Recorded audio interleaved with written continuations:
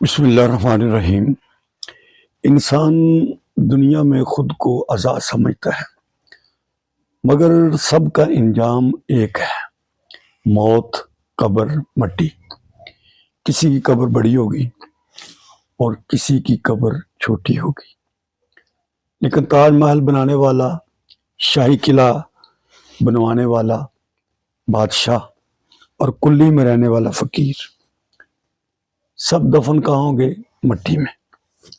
کسی کا جنازہ وزنی ہوگا اور کسی کا جنازہ ہلکا ہوگا، لیکن سب سے سوال یہی ہوگا کہ تیرا رب کون ہے، تیرا دین، تیرے نبی۔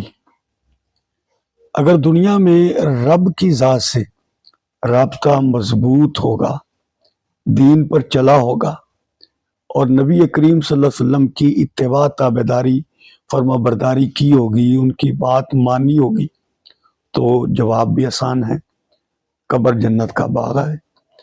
اور اگر رابطہ مضبوط نہیں تو جواب بھی نہیں ملیں گے اور پھر قبر جہنم کا گڑھا بن جائے گی۔